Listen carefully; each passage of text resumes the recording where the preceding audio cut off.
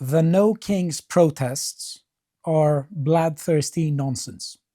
They're nonsensical because there is no such thing as a monarchical threat in the US.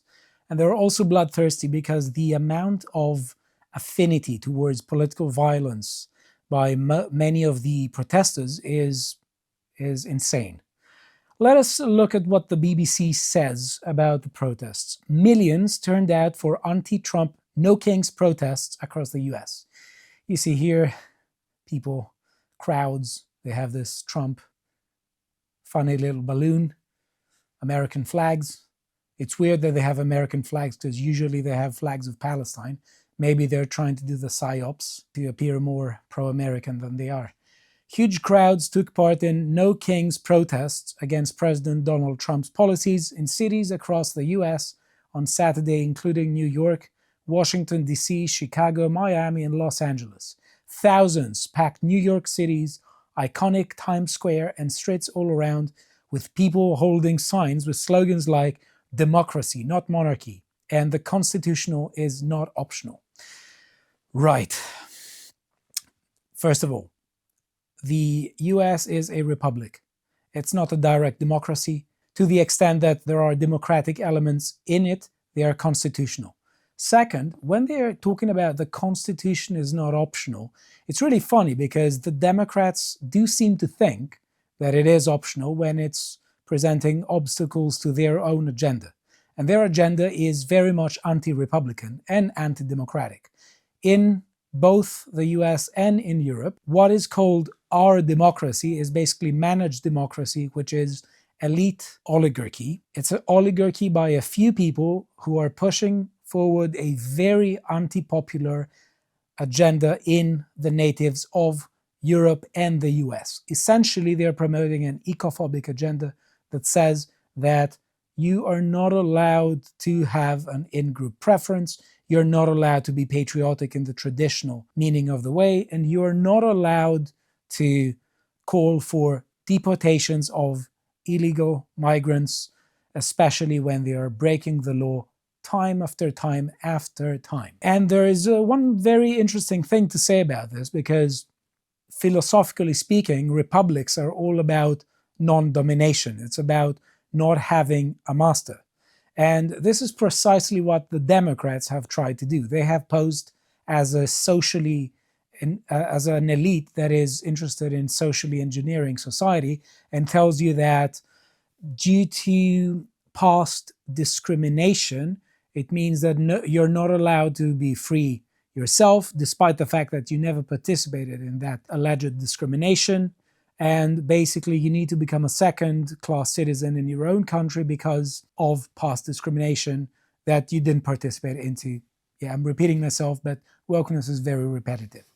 I think that essentially wokeness is about domination. Wokeness is about creating an atmosphere where everyone who doesn't play along, everyone who doesn't get in line, is immediately marginalized by major institutions that are captured by this oligarchy that I'm talking about. So let us see how bloodthirsty these people are. We have here Phil Labonte, who's a good friend, says, we have a very serious communist problem in the United States. And he has here Denver communists saying Charlie Kirk had it coming, changed my mind. This disgusting. Then Hammer and Sickle here. They have books by Lenin, Rosa Luxemburg, all the people I don't like. Globalize the Intifada here. Yeah. These are definitely not the concerns of the average, everyday American. Let us move forward. We have here this Lucy Martinez. She's holding a Mexican flag and also another flag here. I don't see what it is. And she's basically imitating the Charlie Kirk getting shot in the head. And we see that from the back. We have a truck here with people with an American flag saying, hero, Charlie Kirk is a hero, basically 1993 to 2025. And she's taunting them by imitating Charlie getting shot in the head. And here we see her here, this obese creature.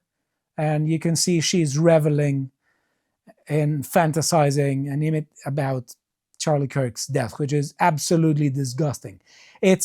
This is the character that I can definitely see Melissa McCarthy playing in a Netflix show, which is supposed to be this obese but misrepresented character whose complete immorality is supposed to be a bit endearing. We're now supposed to applaud, and people who are against her are presented as bigots. But no, she's a disgusting human being. And she is called Lucy Martinez, and she's a teacher. That's not particularly surprising if you're following news, because lots of these people who are radicalizing the young generation, and they have been doing so for decades, they are teachers. Right, so she is an elementary school teacher from Chicago who thought it was funny to mock Charlie Kirk's death. And yeah, she is there at the No Kings movement. And they're saying that she is the perfect face for it. Look at that. She's doing bang bang. I showed you her from the back end and in front. And she is imitating here Charlie Kirk's death, and she's doing bang bang, and she's very happy about it. She's in fact reveling into it. But one thing to say is that people like that are usually having tremendous trouble in their own lives. So I'll keep it at that. Right, we have here protesters in Florida, Bradenton, saying that she's glad Charlie Kirk got killed, and says reporter Caitlin Bennett should die too.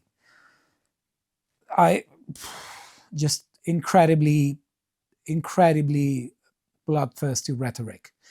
It's the kind of bloodthirsty rhetoric that has been sanctioned by the Democrats post-Obama, particularly his second term, because he took all this vile hatred and wokeness from the universities and made it mainstream. He occasionally makes a remark here or there that woke is not the way. Sometimes that, you should act in a non-woke fashion in pursuit of these goals. But the problem is the genie's out of the bottle.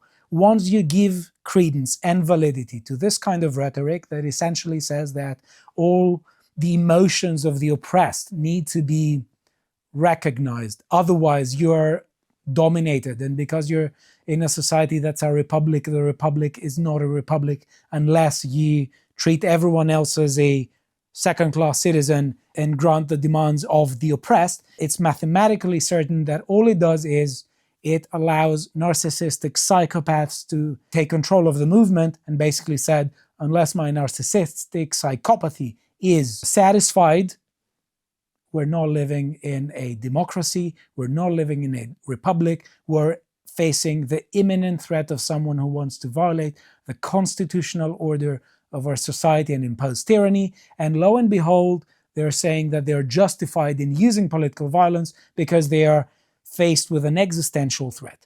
The more Obama gave credence to that rhetoric, the more discourse has been poisoned by people who are screaming that they're victimized, they're engaging in an oppression Olympics, and they're trying to say basically that they are justified in using violence and even killing their political opponents because they are in self-defense. So I'm not going to thank Obama for this. And here we have yesterday, he's another teacher, someone in Chicago on the perimeters of the No Kings rally, essentially claiming that violence is necessary. Let us listen to him, to what he says. He is the equivalent Ricky Jones of the US. We had here Ricky Jones, the Labour councillor, who was essentially saying about people who were protesting about during the Southport riots that they're fascists, and he was saying that their throats need to be slit, and basically he was allowed to get away with it. Now let's listen to what this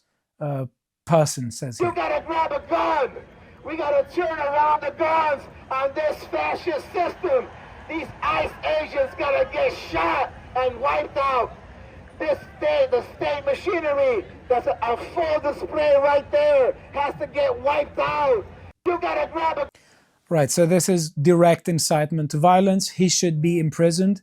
There should definitely be an investigation into who he is, because this is unconstitutional.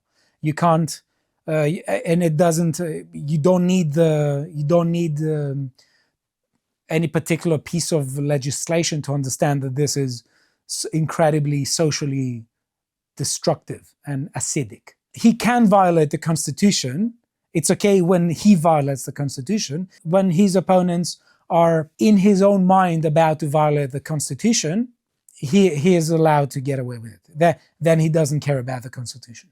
And here we have the outcome of this, because he was an educator as well.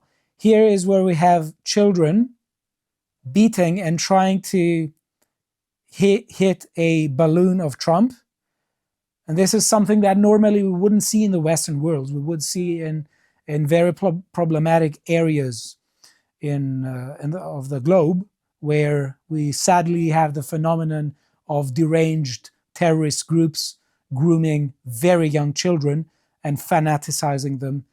This seems to be the equivalent. When you have really small children who are so fanaticized and they are so politicized at a very young age, and they are incentivized to hit a balloon of Trump, that means that there's a problem. So this problem is also societal and educational. I think Obama was a particularly important point in magnifying this, in taking this out of academia, where they had infiltrated in academia and they had subverted the institutions to an overwhelming extent in their favor. They took this out of it, and the idea of classical education was lost. They came up with the idea of an activist education, and these are the results of their activism. They're essentially polarizing society. The discourse that they put forward is incredibly acidic.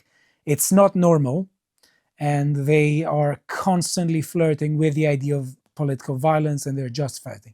This is how republics end. And I'm saying this with caution because I am a philosophical Republican. I don't want the US Republic to implode, but this has to be diffused. And the Democrats are doing all that they can in order to destroy this. This is, to a very large extent, the result of a particularly atrocious activist education that was mainstreamed by Obama, particularly post 2013, during his second term. And because we want to recapture the spirit of classical education, instead of this ridiculous and acidic and dangerous and socially destructive activist education, we are trying to give here some piece of classical education ourselves to you. We have this course, Ancient Greek Virtue Ethics, that we released, where I'm talking to you about the fundamentals of classical Greece. We're talking about timeless wisdom about the good life. Read some philosophy, teach yourself about some good philosophy, teach yourself about European history and culture, because this is precisely the culture that the left is trying to destroy. And this is a culture that isn't just a bad thing, as they're trying to say. In fact, it has raised the standards of living across the entire world, and it has produced a culture that has never been seen elsewhere. So do check out our course at courses.lotuseaters.com. Thank you very much, and stay away from this no kings nonsense.